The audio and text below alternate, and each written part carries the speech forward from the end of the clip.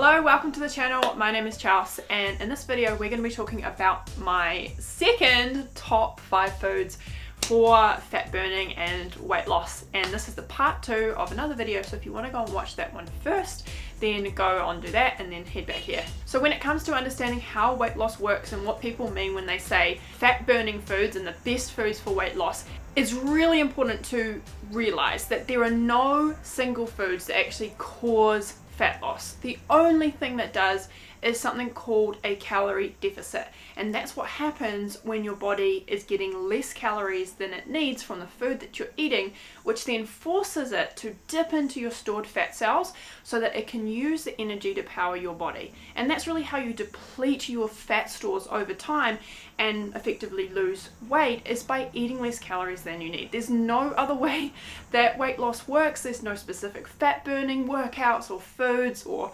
anything like that, but there are foods that can help in this process of getting into a calorie deficit, and I'm going to share with you 2 ways before we get started that these foods help to do that. So the first way that eating these kind of foods helps you get into a calorie deficit is that these foods directly influence the calorie input and output equation by being naturally low in calories, therefore you eat less. They're also really filling, which means that you can eat higher quantities and get full before you eat more calories than you need. And it also means that they are higher in fiber, and when you have high fiber foods, which are typically whole foods, always whole foods actually, because fiber is the part that's removed in any kind of processing, it means less of those calories are actually absorbed because your body can't break down all of the calories inside of fiber and actually get to them. So when you're eating foods that have fiber intact, like whole plant foods, your body is trying to chew and break down the cell walls and the structure inside of those plants to get at the calories inside, but it can't do this for all of them.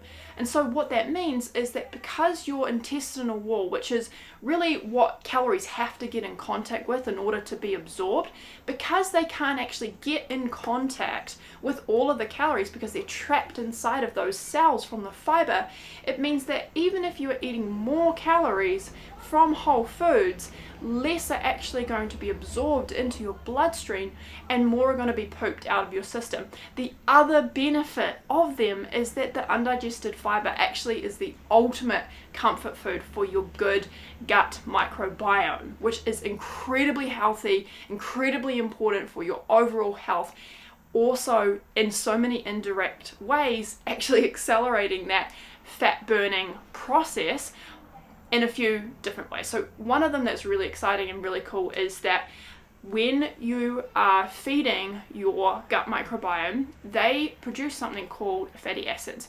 Fatty acids are kind of these magical things, and we've learned a lot about them in the last decade or so since fiber has been realized that it's not just this inert thing that helps you poop. It actually has this huge function inside of the body. So fatty acids actually help to block fat absorption. So what that means is that if you're eating some calories from fat and that's coming into your system, is these fatty acids mean that some of that actually just bypasses your bloodstream and gets, again, pooped out. Crazy thing is that there are actually drugs on the market that have done the same kind of thing, with all of the nasty side effects of anal leakage, fat just kind of leaking out of you and gross things like that. But when you're eating fiber, you can get those natural benefits without any of the nasty side effects. They also help to slow fat absorption, which means that by the time undigested calories reach your lower intestine, actually your ileal, which is this cool little thing at the end of your colon, and it creates an effect called the ileal brake. And what that means is that there's signals that are sent to your brain that actually suppress your hunger and your appetite simply by allowing calories to be detected in your ileal. But here's the thing, if you think about it, you're not going to have the effects of the ileal brake if you eat highly processed food, even if you're eating more calories, or even if you're eating less calories, I should say, because those calories don't have a ton of fiber in them when you've got processing, so they're always going to be digested really quickly in your gut and in your intestinal tract, rather than having that slow absorption which is because of that cellular wall that your body actually can't break down. So when those calories reach there, you're getting those benefits of a natural, healthy appetite suppression. There's also the amazing thing that these kind of foods have a higher thermic effect, which means that they just cost more calories, and the more calories are burnt off and not actually absorbed and used as energy. They're just in that process of trying to break them down. More are burnt off, simply because you're eating something that's just got a bit more roughage to it, because there's more fiber involved. So that's the first way that these kind of foods are going to influence the input and output of that calorie equation, because they are whole, high fiber foods. So the second way is an indirect way that they influence that calorie equation, and that is through influencing your behavior. Because they are higher in fiber, they are higher in water, they have more volume to them, and so what that means is that you are able to eat more food, stay more full, stay more satisfied, which is going to mean that it reduces your inconsistency, cravings, needing to binge, late night snacking, wanting to quit your diet and then go and eat donuts. And that's going to mean that overall it's much easier to stay in that calorie deficit and get consistent, which is the biggest factor that is going to lead to weight loss. Really, when you think about weight loss, most people get focused on splitting hairs, whether they have milk in their coffee or they have it black, whether they are eating something that has a tiny bit of processing and they leave out the ketchup, or whether they are eating something without salt. Those things maybe matter in the terms of like the hundreds of calories, but what really matters for your weight loss is those 1,000-calorie binges. It's those cheat weekends. It's the stop and start of your diet where you're perfect for 5 days and then you are just going off the rails for another 2 weeks until you feel that pain point again where you're like, I just got to get on track. That is really where those big calorie objectives come from, or those big calorie blockers in terms of getting consistent and actually consistently losing weight. So if you can use foods that help curb some of that naturally without you having to use more willpower, it is going to make it so much easier for you to actually start losing weight in a healthy and sustainable way. I think that's pretty exciting. So let's get into what these 5 foods are. So number 1 is bananas. I love bananas because they are quick and they are filling. When you think about behavior, how easy is it to grab a banana and go? That is going to make it so much less likely for you to grab takeout or grab like a high calorie muesli bar or something when you're out and about, when you've just got a banana. And so I love bananas as a snack. They tend to be more filling than other fruits. They are a bit higher in calories, but because they are that little bit extra more filling, extra more is not very good grammar, Charles. They're something that is really helpful to kind of curb that hunger where an apple or a pear isn't going to cut it. They give natural sweetness to food. You can use them as an egg replacer. They're great in baking. You can use them as a sweetener in baking as well, to replace more high calorie dense processed foods like sugars or maple syrups. They are also really high in potassium, and most people don't get enough potassium in their diet, so it's a great way to add that in. And I do have people ask me whether bananas are okay to snack on because they are slightly higher in calories than other fruits. And my answer to this, or the litmus test, would be if you struggle with any kind of binging, inconsistencies, late night snacking, if your diet is not 100% perfect, I hate those words, but you know what I mean, then bananas are not your issue. Eat the banana so that it can stop you eating those other high calorie processed foods. All right? Cool. Let's move on. So my second favorite thing is pumpkin or any kind of squash. And these are amazing because they are naturally lower in calories than something like sweet potato or potato.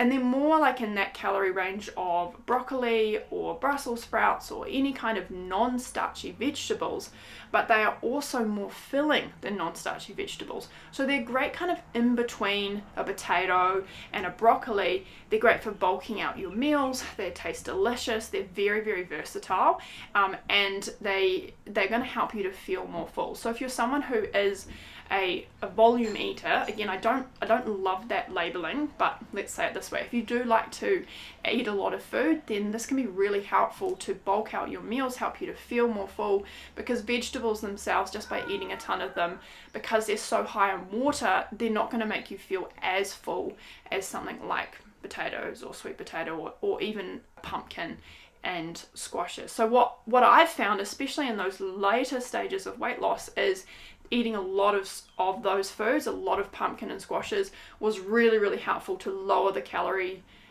components of my bowls or of my meals even more without sacrificing any fullness. And there's also a lot of amazing ways that you can eat these. I love to put a bit of a marinade on them, and I'm going to link to a video that shows how to do this, but I love putting on dill and nutritional yeast, sriracha, some soy sauce, shoving that in the air fryer or the oven, and they come out as this crunchy, amazing snack. And I like using the buttercup, not butternut, buttercup variety, which may be called something different in your country. Either way, pumpkin is amazing. The third food that I think is fantastic for weight loss is rice. And I hesitated to put this in because there are some things about rice that I don't love. It is higher in calories than things like potatoes and other whole grains, and it tends to be something that is not super filling for most people.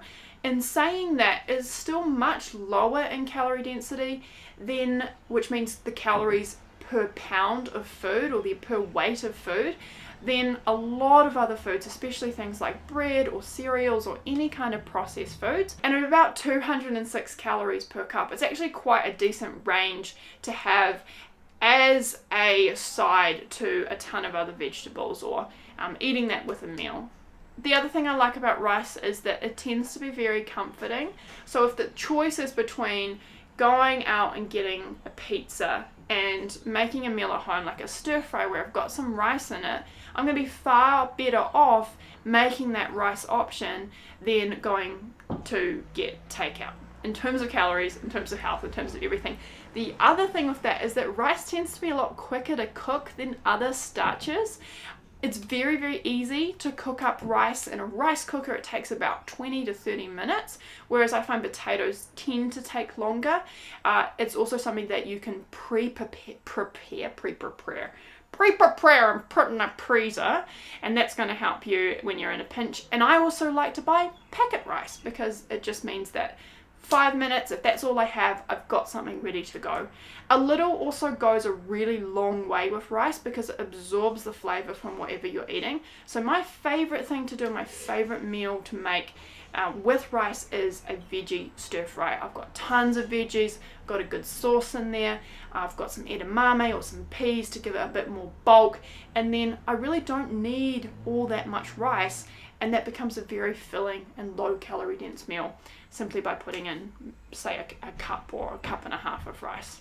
And the fourth one is tomatoes, which I forgot to add in while I was filming. So here we go. Tomatoes are amazing. They are very, very low in calorie density as they're very watery. They're actually technically a fruit. I think most people know this, but they can be used as a non-starchy vegetable because they are very similar calorie density. They're actually lower in calorie density even than things like broccoli. They come out to about 72 calories for an entire tin of tomatoes. I love tin tomatoes because you can always have them on hand. It's like very cheap, non-starchy vegetables that are always ready to go, and they're always cheap. Cherry tomatoes are also amazing for a snack. We had a ton of these when we were in the States.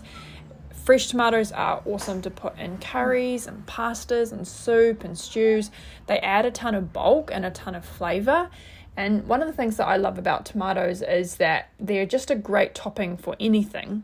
Like, have you ever put tomatoes on top of a soup? It just works really, really well. So tomatoes are where it's at. And then my other favorite way to eat tomatoes is roasted. So putting them in my air fryer, they work as an amazing side.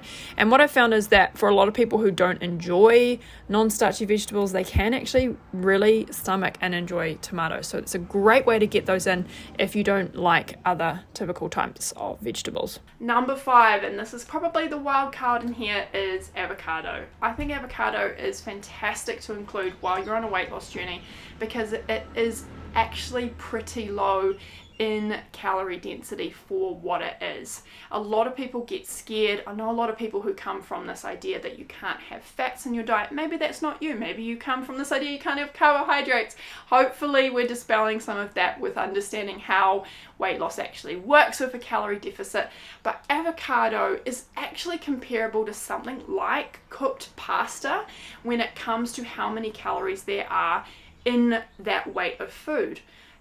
Half an avocado is about 160 calories. So if you were to eat a quarter to even a half of an avocado on top of another meal, that's really not bringing up the calories all that much. When you take into effect that, or into consideration that a tablespoon of oil is probably similar, on memory it's about 130, I could be wrong, tablespoons are different in different countries, please don't quote me on this, but when you think about how much more and how much further half an avocado goes compared to a tablespoon of oil that you're barely going to taste, the bang for your buck is so much higher.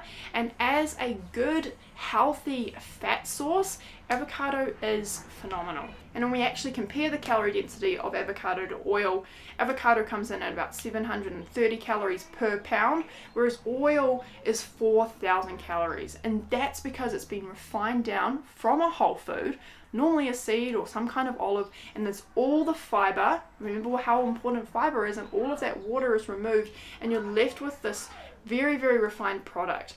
And I've put out other videos before where people have said we need to have oils, we must have oils, and I want to challenge you on that. As why do we need this refined source of fat when we can get the whole version from things like avocado, nuts, seeds, olives, and actually get all of that goodness in terms of the fiber and water in the package that it was designed to be eaten in? I personally like avocado more than nuts, even though I do still eat nuts because it is lower in calorie density.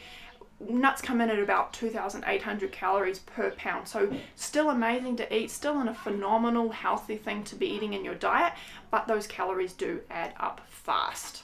Avocado is a great unsaturated, polyunsaturated fat source.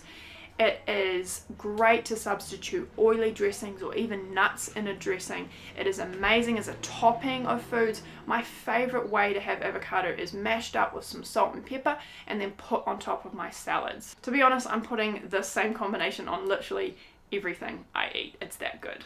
And when it comes to thinking about this on a behavioral level, if you were to add a little bit of avocado and it makes your meal feel more satisfying, you're also going to be able to enjoy that more, be present with that meal. It's probably going to make you not want to go and have seconds as much if you're trying to fill a void that wasn't satisfied by the food that you're eating. Because satiation, which is how we feel from the food that we eat, is not just how much we eat. How much we eat is probably the biggest factor that influences satiation, but actually how you feel about your meal, how you perceive it, and the taste all comes into that as well. And what I've personally found, this is completely anecdotal, you may be completely different, so take this with a grain of salt, but I've found that when I add things like avocado, when I enjoy my meals more, I actually tend to stop when I'm not as full because I've gotten more satisfied. And I've actually seen this with other people inside of my program Lean of Plants as well, where they've been following some very, very strict rules in terms of what they can eat and what they can't.